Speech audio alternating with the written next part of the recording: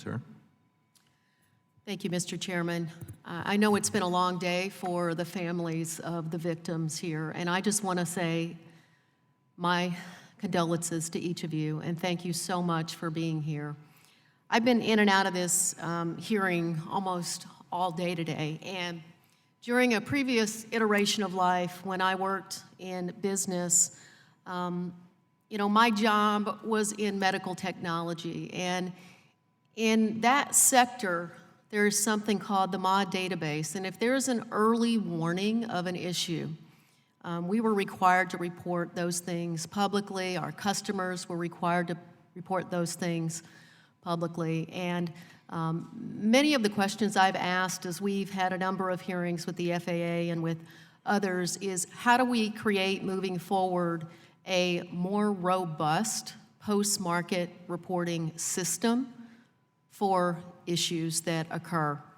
My first question really, Mr. Muhlenberg, is in hindsight, when should you have grounded this plane? Congresswoman, we've asked ourselves that question many, many times. And if we knew back then what we know now, we would have grounded right after the first accident. If we could have saved one life, we would have done it. That's what we would have done.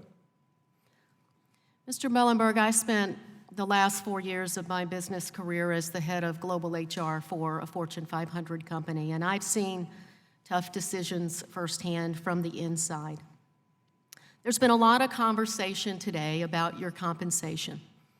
And earlier this afternoon, you indicated that, well, that's up to the board of directors. I pulled up the proxy statement from 2019 and did a little back of the envelope calculation. What I want to make sure is that the people who loved those who died sitting in this room today are assured by you that Boeing executives who now regret not acting and making decisions understand the pain that they're going through. My back-of-the-envelope calculation, just on the number of underlying stock options that you still have that are or are not vested, is that just in stock options, and I understand Boeing moved from stock options to performance-based RSUs and restricted stock. Many companies have done that. What I want to understand is that you are not going to personally benefit and profit over the swings in the stock price over this last year. Because if I look at Morgan Stanley's report, they expect once these planes are ungrounded, your stock potentially to reach $500 a share. And I know that's a long way from there today. But you said earlier today that your board of directors makes compensation decisions. Back of the envelope, just in stock options, up to $500, you'd have another $30 million. That's based on the price at $75.97 that those options were issued at. I understand how this works. If your board in February, when they meet, to issue your performance grants and your restricted stock options, awards you stock options for the 2019 time period, will you commit to this committee and these family members sitting here today to decline those awards? Congresswoman, we don't issue stock options, so I want to answer your question. But our board will do a comprehensive review. They'll make their decisions.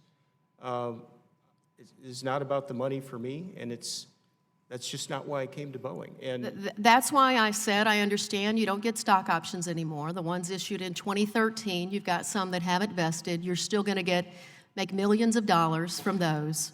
But when your board meets, they could decide to give you performance-based RSUs this cycle, this time around, or they could give you restricted stock units. Will you commit today to decline those awards if your board chooses to give them to you? Congresswoman, I'm anticipating that this year's annual bonus cycle is zero. that's not where I'm focused, right? I didn't come to this company for money. That's not why I'm here.